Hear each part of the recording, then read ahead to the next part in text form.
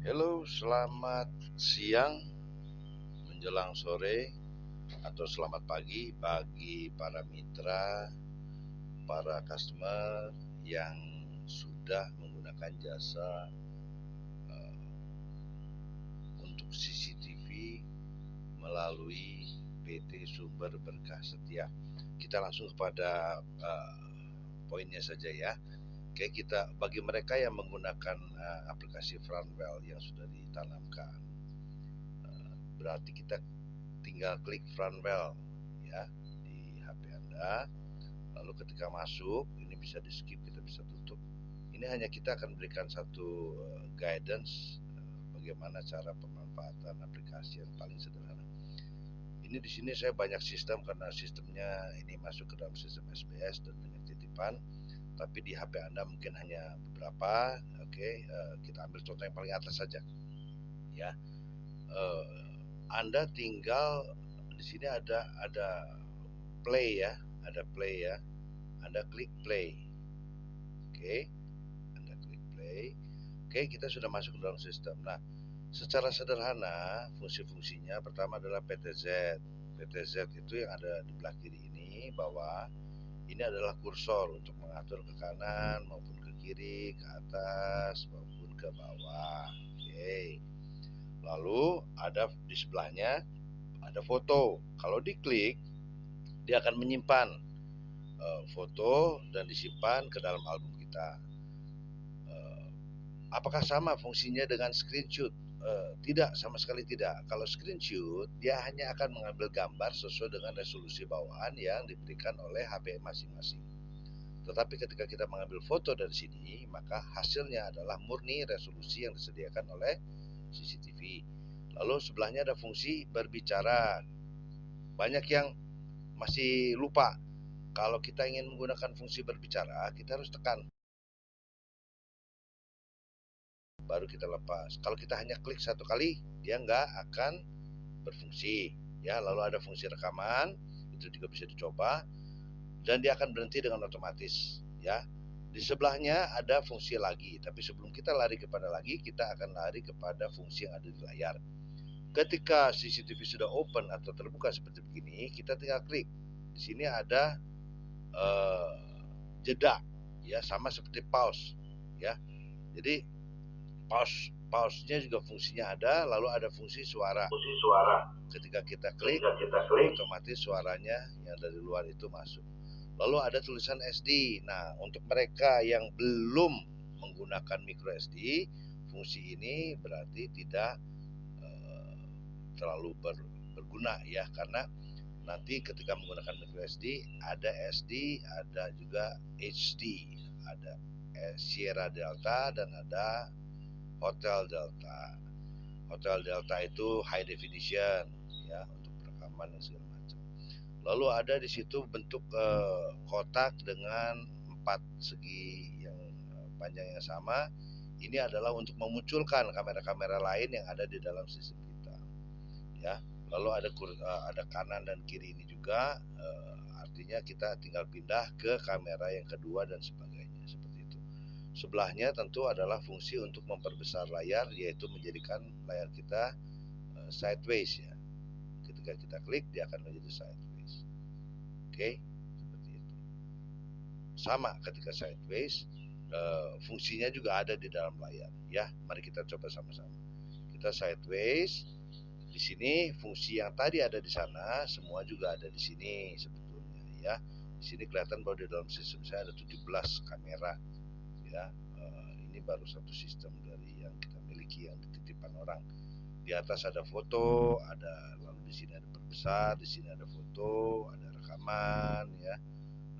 Lalu ada apa namanya mikrofon, lalu ada lampu di bawah kiri di sini ya, ada lampu, sama semua fungsinya. SD-nya ada, suaranya ada, kursornya juga ada ya, sama ini ya, semuanya sama, alarmnya juga ada ya.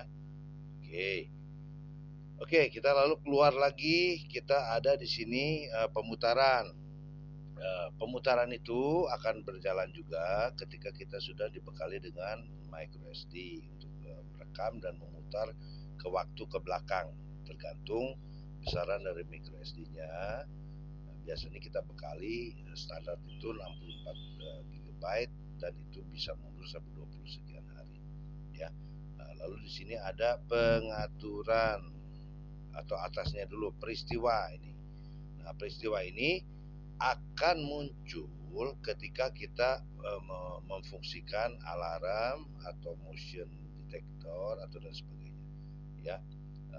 Di bawahnya pemutaran untuk memutar micro SD, di bawahnya lagi ada pengaturan. Kalau kita klik pengaturan, dia akan masuk ke sini ya. Di sini kita akan melihat ada penyimpanan awan ya. Penyimpanan awan itu biasanya disediakan langsung oleh pemilik aplikasi dan biasanya berbayar, kita harus bayar setiap bulan. Tapi banyaknya orang mengabaikan itu karena kita lebih condong tidak terjadi apa-apa. Artinya dengan adanya micro SD pun sudah cukup ya. Ini umum adalah entrance. Oke. Nah, ini sebetulnya bisa merubah ya. Kalau kita nggak mau namanya entrance, kita merubah nih namanya. Misalnya kita rubah menjadi bahasa Indonesia nih, pintu masuk gitu ya. Nah, pintu masuk. Dia akan jadi pintu masuk tuh kan di situ ya. Seperti itu. Oke, kita masuk lagi. Itu dari yang tadi pengaturan ya.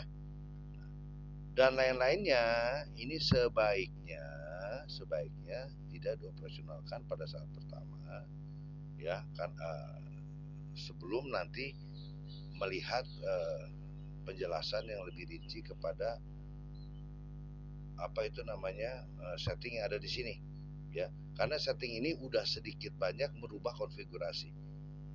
Apakah kalau saya oprek-oprek gitu nanti jadi error? Enggak akan error. Yang menjadi masalah nanti adalah terlalu banyak perintah ya, supaya dipahami tidak ada error ya. Mau diputar-putar. Yang menjadi masalah nanti ketika kita di sini adalah setel ulang kamera. Ini nggak sengaja keklik setel ulang kamera. Setel ulang kamera kadang-kadang mengakibatkan kamera itu kembali kepada reset blank. Artinya mesti disetel ulang. Kalau disetel ulang masih masa garansi, nggak apa-apa. Kalau sudah duluan masa garansi, nanti Anda dikenakan lagi biaya itu karena ada biaya untuk setel ulang. Ya, oke, kita kembali ke menu yang ini. Kita lari ke lagi ya. Nah, lagi yang di sini. Ini sederhana, ini boleh dioprek. Ini ada jalur gerak ya, PTZ yang telah ditetapkan, ada modus pribadi, ada pengaturan. Kalau kita klik modus pribadi, maksudnya apa sih? Jadi gini, modus pribadi itu ketika kita pasang di satu tempat, lalu kita nggak mau ya sampai kegiatan kita itu terekam atau terlihat oleh orang yang punya akses. Ya kita taruh modus pribadi. Jadi si kamera pada saat itu sama seperti hibernate gitu. Dia hibernasi gitu. Dia nggak bergerak. Ya, dia nggak berfungsi. Kalau kita matikan, ya dia balik lagi kepada mode yang biasa. Oke, nah ini proteksi yang banyak orang juga nggak paham, ya, bahwa modus pribadi ini sebetulnya nggak ada masalah. Kita kadang-kadang tidak mau kan terekam atau terlihat atau terawasi apa yang sedang kita perbuat sebagai seorang pemilik, ya kita pakai modus pribadi seperti itu. Tapi pada saat itu berarti kalau kita punya alat rekaman, rekamannya juga ikut off. Ya, alarm Anda sudah tahu.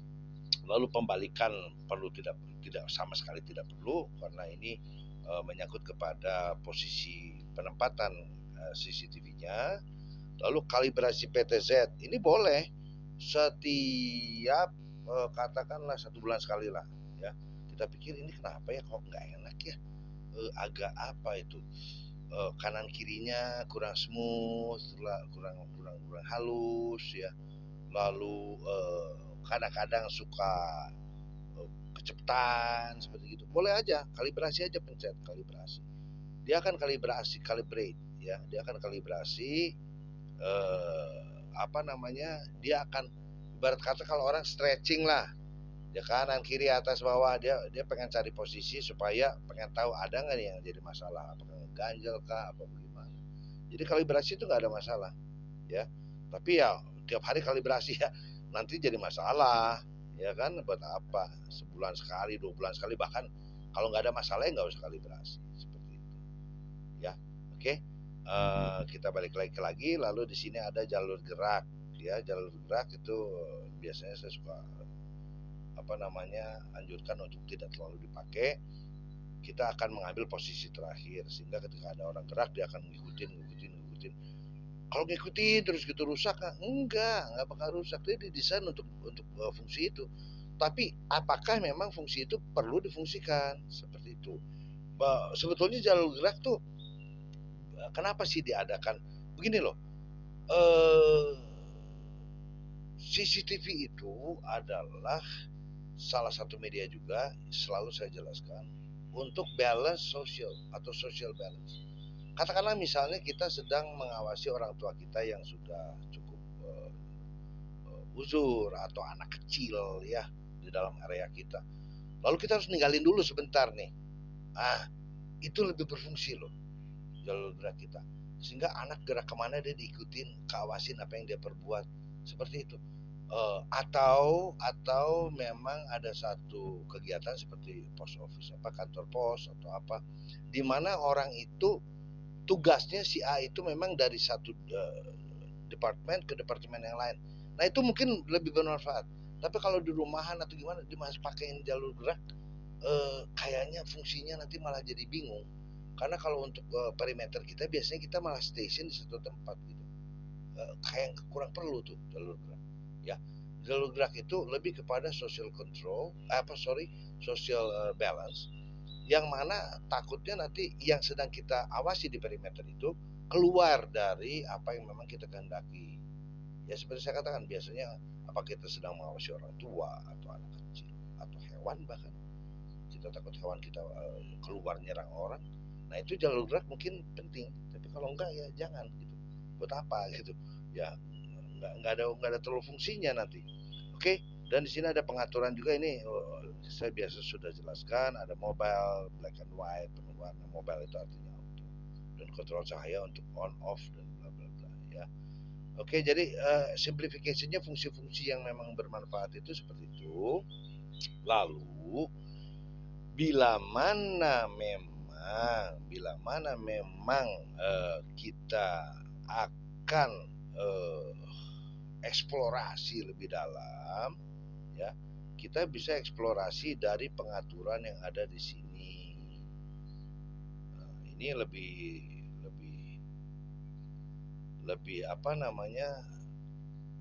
lebih setting lagi bahasanya. Kalau kita salah nanti kameranya jadi bingung. Jadi kalau bilang, "Mana kalau saya acak-acak nih jadi rusak?" Enggak rusak. Tapi kalau Anda klik setel ulang kamera yang ini akan mengembalikan kepada zero. Artinya Anda perlu kami. Ya, you need us again. That's the very simple thing. Disitulah letaknya saya sarankan untuk tidak masuk ke dalam setting yang kelihatannya sudah, wah ini berbahaya gitu.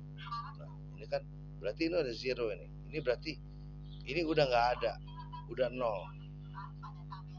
Ya, udah nol, dan kalau Anda salah setting ikutin perintah dia, saya jamin security sistemnya tidak lagi seperti apa yang sudah kita set melalui perusahaan PT Sumber Bergas Setia. Oke, semoga penjelasan ini bisa bermanfaat bagi starter atau bagi mereka yang lupa apa yang harus diperbuat. Memang mau tidak mau dibikin agak sedikit panjang. Terima kasih waktunya, semoga bisa menjadi manfaat. Dan kalau memang sudah mengikuti video ini masih juga bermasalah, tolong lihat troubleshooting yang kita kirimkan atau minta troubleshooting ke kita. Nanti kita kasih tahu troubleshootingnya seperti apa yang harus dibuat. Dan kalau memang masih bermasalah, jangan segan-segan untuk menghubungi kami. Kami akan berusaha semaksimal mungkin untuk memberikan pelayanan yang selalu terbaik bagi Anda. Terima kasih. Salam sejahtera.